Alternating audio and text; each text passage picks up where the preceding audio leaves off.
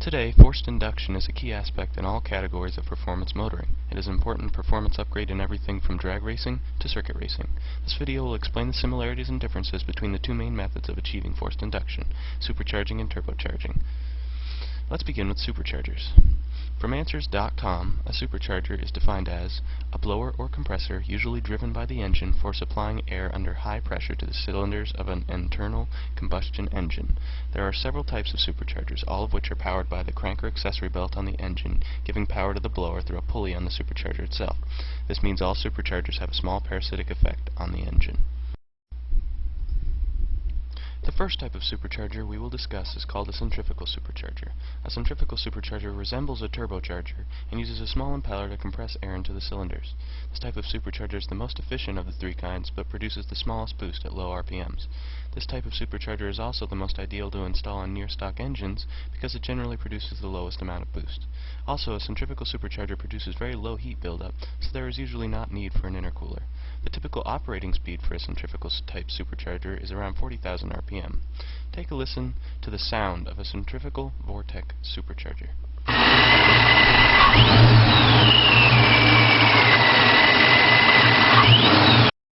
The next type of supercharger is called a roots type supercharger. This supercharger was the first kind ever to be used and is also called a blower, although the nickname blower can usually refer to any type of supercharger. It involves two rotating meshing lobes powered by a pulley connected to the engine crank, which force large quantities of air into the intake manifold, increasing pressure and creating boost. Roots type superchargers produce very large low-end boost and very large amounts of high RPM boost as well, making them desirable for extreme power situations. The drawback to a roots type supercharger is that they create large amounts of heat buildup, so an intercooler is usually needed within the system to get maximum boost. Roots type systems are usually the largest and most recognizable type of supercharger and usually extrude from the hood. This video is of a small block Ford engine with a roots blower mounted on top of it.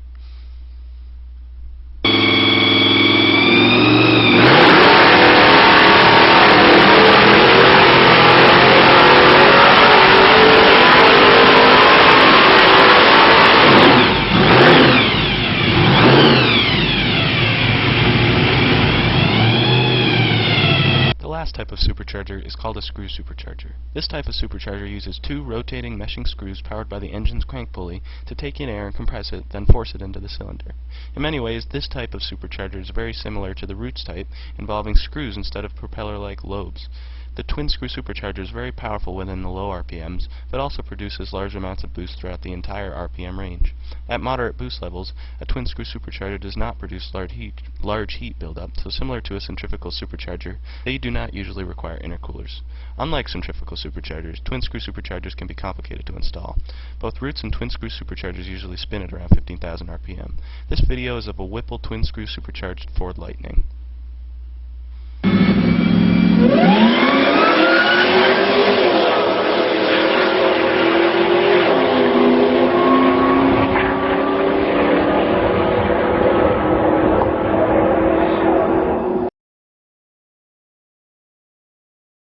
The main advantages to a supercharger are no lag. Superchargers, because they are connected to the engine's crank pulley, spin up immediately when the engine does, creating instant boost. Superchargers also create much more low-end boost than turbos because of this reason. Superchargers are generally more reliable than turbos because they involve less parts. This means they are generally also much simpler to install.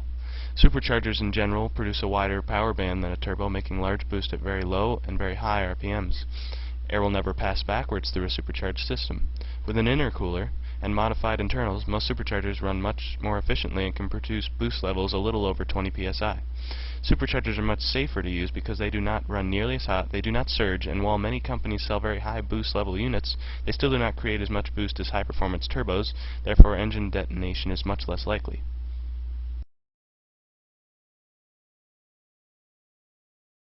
The main disadvantages to a supercharger are the parasitic effect a supercharger has on the engine. Because superchargers require power from the crank to operate, the engine must give up some of the power made in order to allow more air to be forced in. On many engines, though, this effect is negligible. Superchargers are generally less fuel efficient than turbochargers, mostly because of the parasitic effect.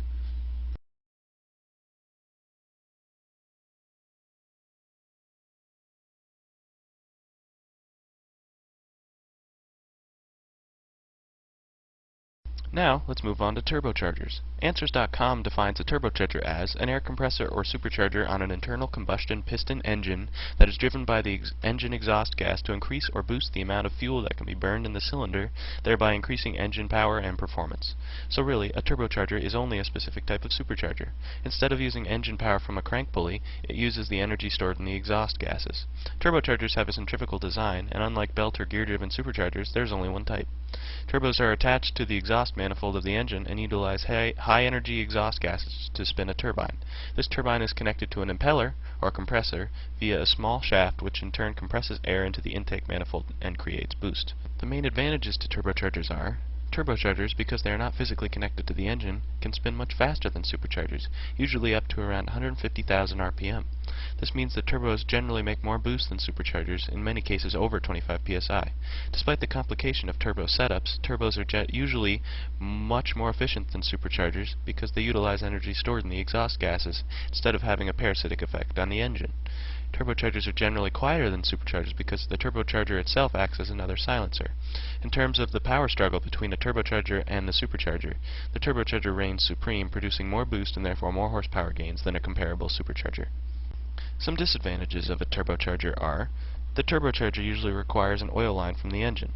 Turbochargers, because they are attached to the exhaust manifold, are usually extremely hot and therefore almost always require intercoolers to produce even moderate boost levels. Turbos are generally more complicated and dangerous to run than superchargers. Turbos can spike to enormous levels of boost and cause engine detonation. Turbos can also surge, or run in reverse when exhaust pressure is removed, which causes huge turbo lag and damage to the turbo. Turbos also require very large, complicated plumbing, with several components to allow the turbo to run at peak efficiency. These parts include modified manifolds, intercoolers, large amounts of piping, blow-off valves, and oil lines, not to mention several different engine modifications. Because of the large number of parts, tuning turbos is notoriously tricky. The most noticeable disadvantage to a turbocharging system is what's called turbo lag. This lag refers to the time immediately after the throttle has been applied to the engine and the turbo begins to spool up. Until the turbo can spool up to the point where it can compress air, the engine runs without forced induction, creating a period of low power. The larger the turbo, usually the greater the lag, because more energy is required to spool up the turbine. This video is of a turbocharged Mustang. Listen to the turbo whistle as throttle is applied.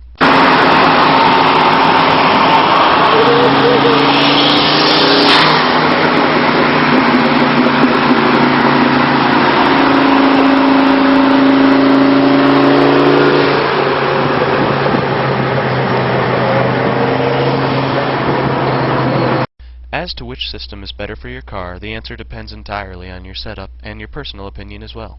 Both are extremely effective methods of forced induction. I hope this video helped you understand the major differences between these two systems. Thanks for watching.